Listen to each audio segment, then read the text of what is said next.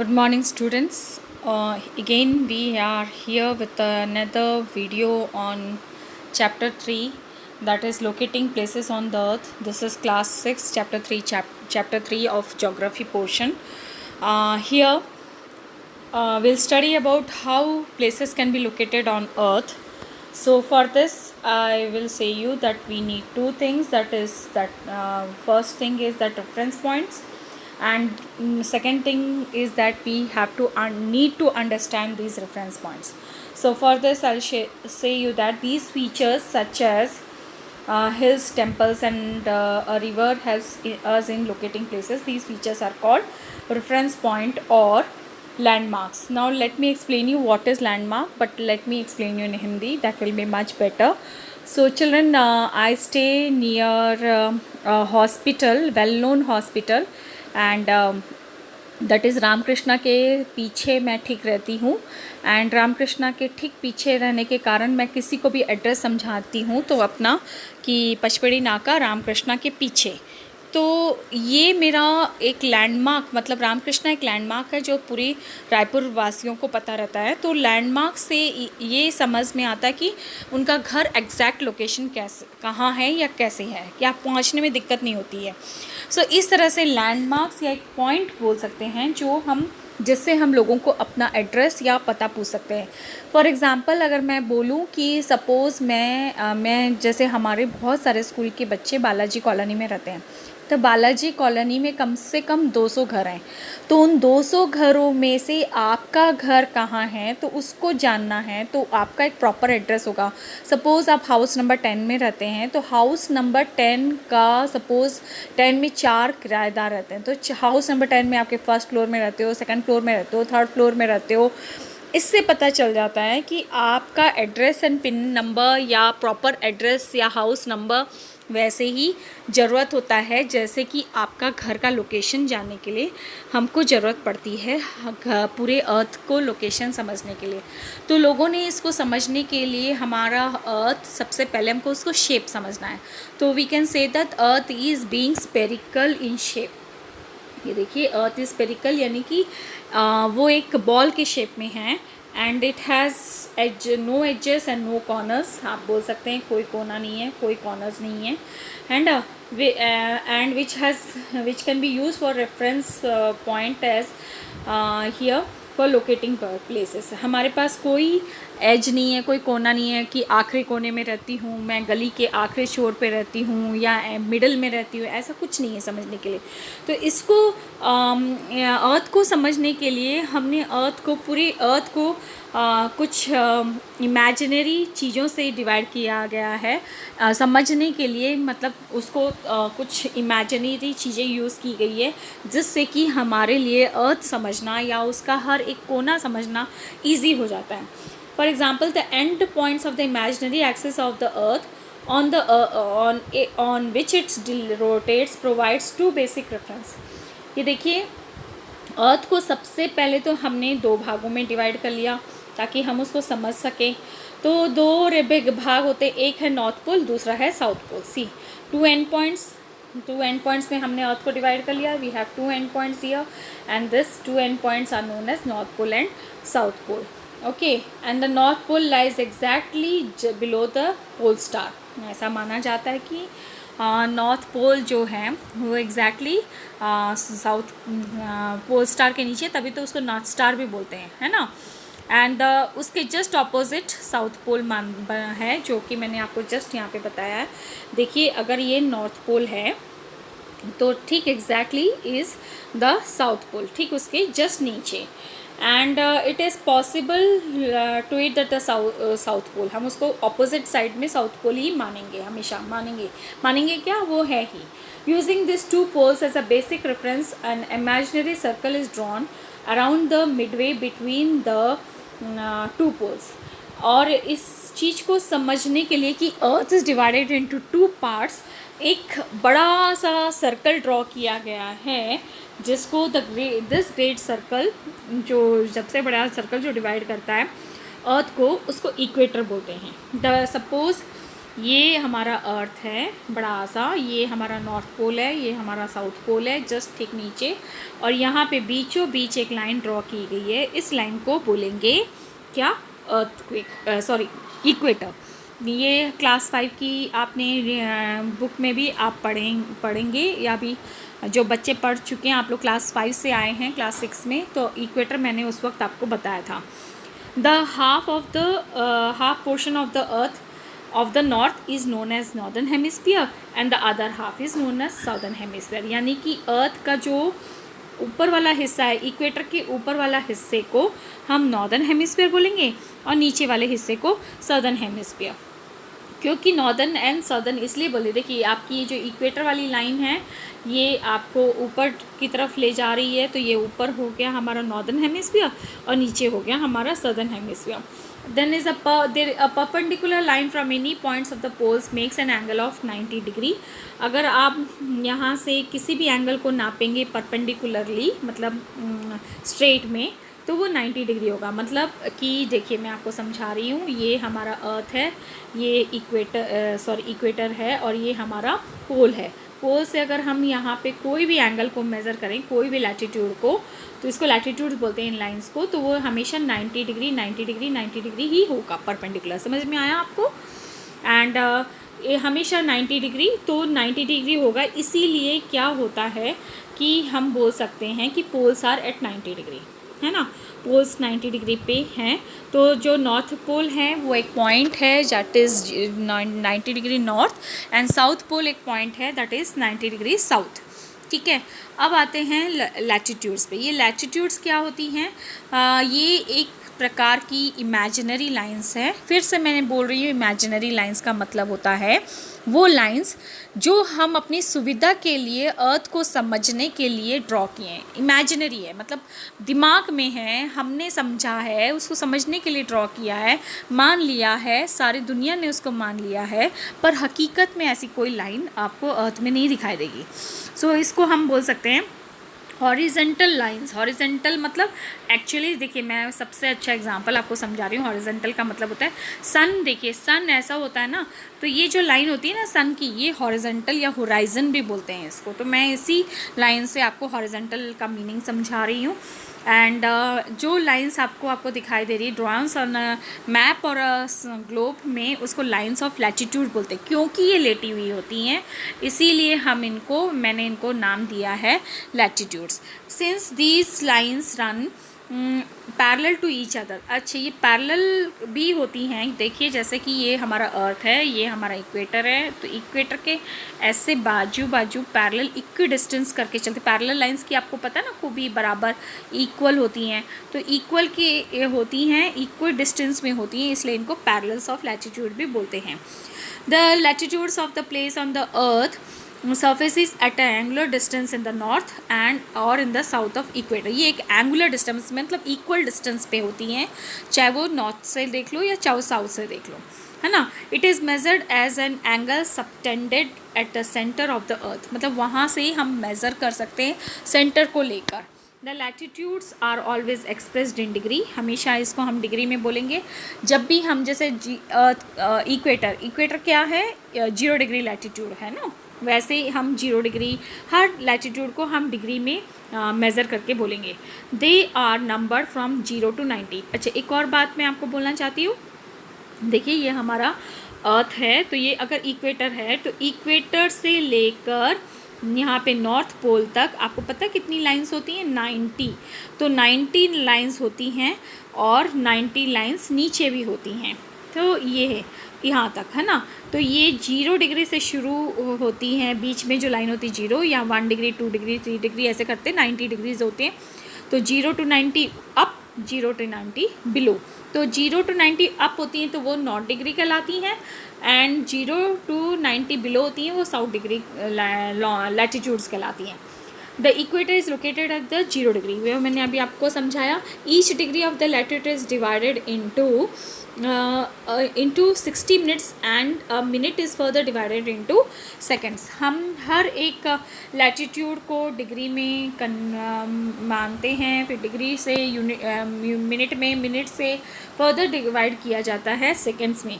For example यहाँ पे देखिए, अगर कोई लैटिट्यूड आपका प्लेस में है तो वो 8 डिग्री 4 मिनट्स 25 सेकंड्स अगर एक्सप्रेस करना है तो देखिए ये डिग्री है, ये मिनट्स का है और ये सेकंड्स का है। तो इस तरह से एक्सप्रेस किया जाता है लैटिट्यूड्स को। अब आप यहाँ पे आ जाइए, the lines of latitudes are imaginary lines, जो मैं बार बार बोल रही हूँ कि latitudes are imaginary lines which encircle the earth. देखिए सर्कल, चारों तरफ सर्कल बना के चलती हैं। अर्थ है ये, अर्थ के ऐसे ऐसे ऐसे ऐसे सर्कल्स बना के पूरे चलती हैं। और वो भी देखिए यहाँ पे आपको यहाँ पे दिखाई दे रही है अर्थ पे, all of them are parallel, मैंने आपको बताया। तो फर्स्ट पॉइंट हमारा क्या है कि ये इमेजिनरी लाइन्स हैं। सेकेंड पॉइंट क्या है हमारे लैटिट्यूड्स का कि वो सर्कल करती हैं, अर्थ को चारों तरफ घूम के निकलती हैं, इक्वेटर के बराबर घूमती हैं।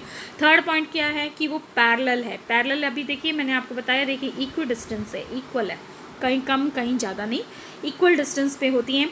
All the places having the same value of latitude on the north, मतलब नॉर्थ या साउथ। सपोज़ यहाँ पे एक प्लेस है, कोई प्लेस यहाँ पे है, कोई प्लेस यहाँ है, कोई प्लेस यहाँ है, तो सबकी डिग्री उस वक्त सेम ही रहेगी, चाहे वो साउथ में हो चाहे वो नॉर्थ में हो। सपोज़ एक प्लेस यहाँ है, एक प्लेस यहाँ है, एक प्लेस यहाँ है। सपोज़ एक प्लेस यहाँ पे कोई कंट्री है, यहाँ पे कोई कंट्री है, यहाँ पे कोई कंट्री है, तो वो हम उसी 30 डिग्री पे ही मेज़र कर रहेंगे और वही डिग्री हम सब जगह बताएंगे।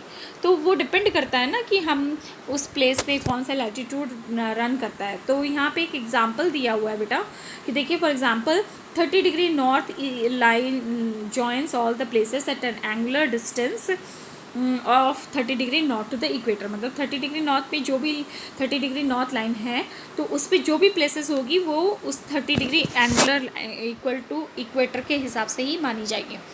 The equator being in the middle of the two poles, वो मैंने आपको बताया, is the longest latitude of the line, है ना। इन सब में सबसे बड़ी लाइन होती है, क्योंकि ये हमारे यहाँ पे पिक्चर में देखिए, क्योंकि ये डिक्रीजिंग ऑर्डर में है। तो यहाँ पे देखिए जैसे जैसे आप इधर पोल्स की तरफ जाएंगे तो लाइंस छोटी होती जाएंगी। तो सबसे बड़ी लॉन्गेस्ट लाइन क्या हो गई, इक्वेटर। एंड द पूरे अर्थ को चक्कर लगाने वाली जो सबसे बड़ी लाइन है दैट इज़ 40,075.16 किलोमीटर। आपको इसको याद करने की ज़रूरत नहीं है, ये फॉर द इंफॉर्मेशन है, आप जस्ट टू नो कि अर्थ का इतना बड़ा हमारा सर्कमफ्रेंस है पूरे चक्कर लगाने का। As we move from the earth the circumference of the earth circle decreases. मैंने अभी आपको बताया कि जैसे जैसे हम इक्वेटर से ऊपर की तरफ जाएंगे, ये देखिए इक्वेटर से हम पोल्स की तरफ जाएंगे तो हमारे जो सर्कल का जो साइज है, ये देखिए लाइंस छोटी होती जा रही हैं, पोल्स तक आते आते छोटी हो जाती है। यानी कि लैटिट्यूड्स जो हैं इक्वी डिस्टेंस पे ज़रूर हैं, लेकिन लाइंस सब छोटी बड़ी बड़ी छोटी छोटी बड़ी ऐसे होती जाती हैं, डिक्रीज़ होती जाती हैं इक्वेटर से।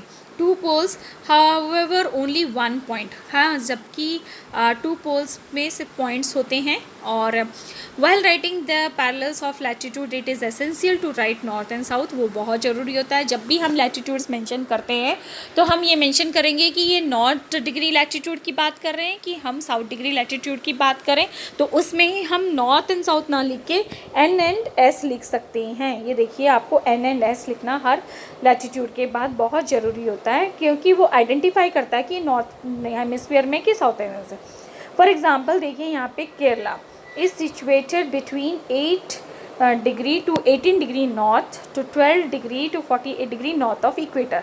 तो ये से ये पता, इक्वेटर से हम मेज़र कर रहे हैं इसलिए ऑफ इक्वेटर जरूर बता दें। हर चीज़ क्या हम डिग्री में मेज़र कर रहे हैं तो वो हमको बताना बहुत ज़रूरी होता है।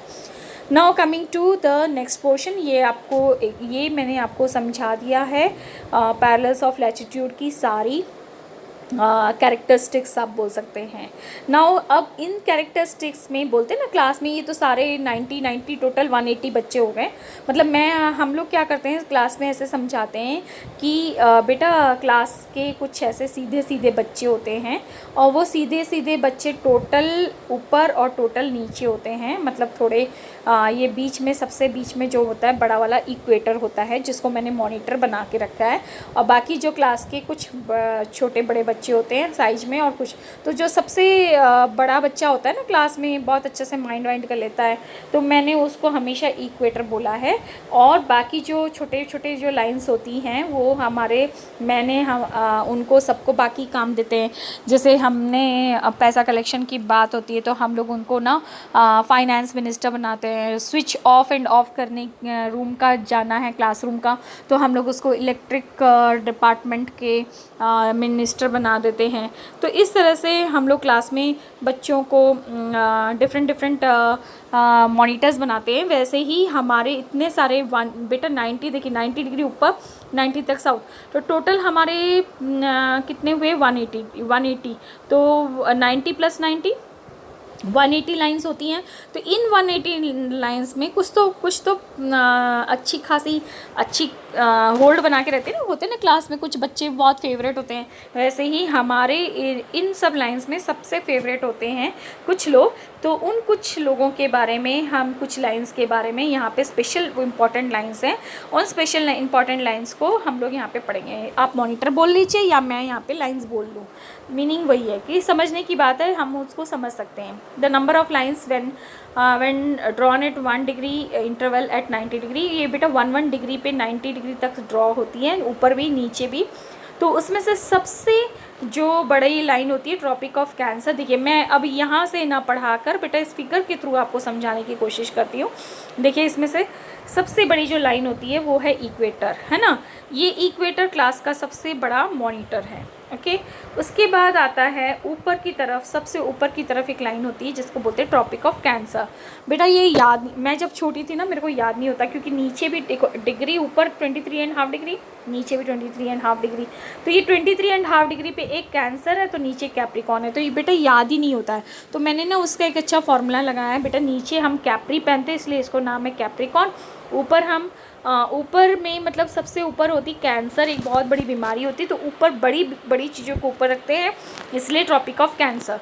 तो मैं ऊपर 23.5 डिग्री नॉर्थ में हमेशा ट्रॉपिक ऑफ कैंसर होता है, जो कि याद करने के लिए मैंने ऐसा रखा है। और नीचे कैप्री पहनते हैं इसलिए ट्रॉपिक ऑफ कैप्रिकॉन, जो कि जिसकी वैल्यू भी 23.5 डिग्री साउथ है। लेकिन एक नॉर्थ है और एक साउथ है, इसलिए नाम बस अलग है और आपका दोनों का पोजीशन अलग है, Tropic of Cancer and Tropic of Capricorn.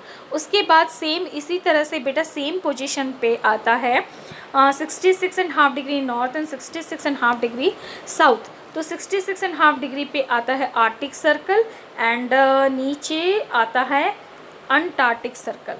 Arctic मतलब ऊपर देखिए आर्क शेप में हमारा हो जाता है एक ये, और ऊपर आर्टिक ओशन भी है तो आर्टिक सर्कल बोलेंगे हम।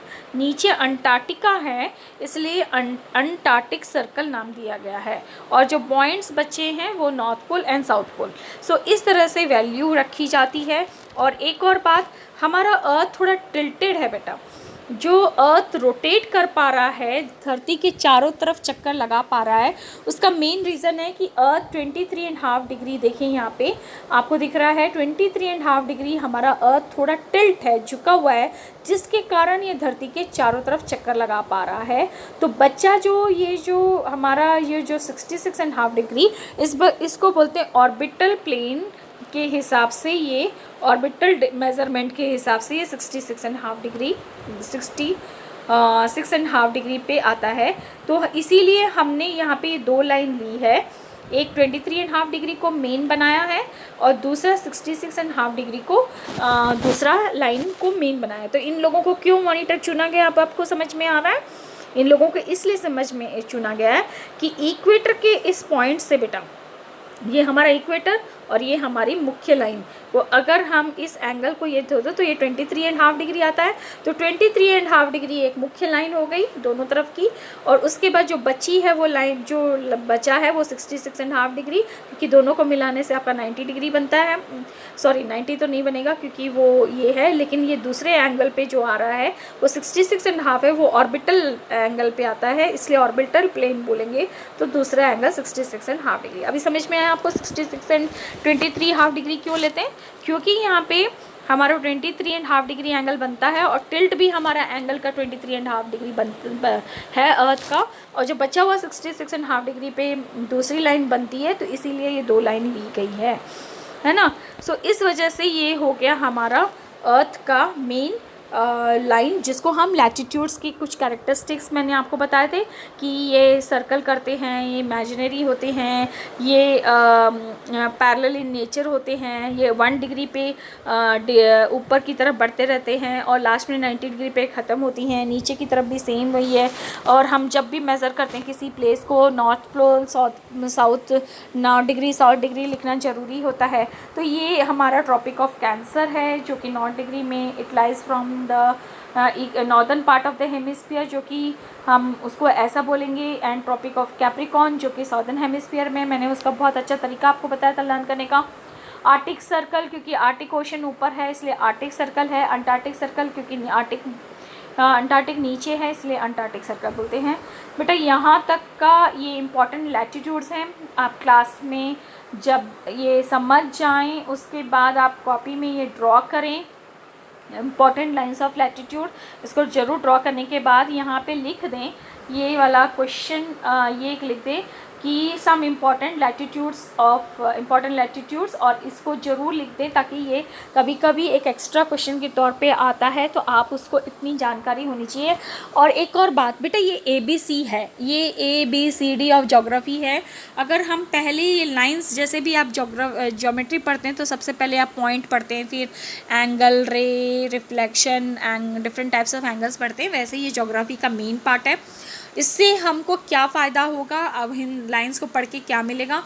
इन लाइंस को पढ़कर बेटा हमको किसी भी प्लेस को लोकेट करना हो तो वो बहुत इजी है। जैसे मैंने अभी आपको बताया था कि बालाजी में 200 घर हैं, 200 घर में से आपका घर कहाँ है वो मेरे को तभी पता चलेगा जब मैं उसका नंबर जानती हूँ और उसके पूरे एड्रेस जानती हूँ। तो वैसे ही पूरी दुनिया में इतनी सारी कंट्रीज़ हैं, करीब 208 कंट्रीज़ या 204 कंट्रीज़ लगभग आसपास हैं, उसमें से कितनी कंट्रीज़ को कहाँ लोकेटेड है ये जानकारी हासिल करनी हो तो यहाँ पे ये लाइंस हमको बहुत हेल्प कर सकती हैं। दूसरी बात, सपोज़ एक प्लेन है, पायलट है, वो ऊपर से उसको नीचे उतरना है, तो वो ऊपर से थोड़ी ना झांक के देखते रहेगा कि हाँ रायपुर आ गया, रायपुर आ गया, रायपुर का एयरपोर्ट आ गया, मैं यहीं उतर जाऊँ। ऊपर से तो उसको सब एक जैसे दिखेगा। तो ऊपर में बेटा पायलट्स को स्पेशली ये लाइंस बहुत हेल्प करती हैं। वो इन डिग्रीज़ के हेल्प पे एक पर्टिकुलर, जैसे यहाँ पे केरला बताया है ना, केरला का ये केरला, तो ये जब यहाँ पे केरला पहुँचेगा, एक पायलट जब इस डिग्री पे पहुँचेगा तो उसको पता है कि पायलट को इस डिग्री पे एयरपोर्ट है, तो वो उसी डिग्री पे एयरपोर्ट पे लैंड करेगा। तो इस तरह से हम एक बाकी की जो सेकंड पार्ट है उन दोनों की मदद से एक पायलट को समझने में बहुत हेल्प करता है। ये पायलट नहीं, आर्मीज़ को, नेवीज़ को एंड बाकी लोगों को भी कि अर्थ के कौन से पार्ट में कौन सी प्लेस है और कहाँ उतरना है, कहाँ क्या है।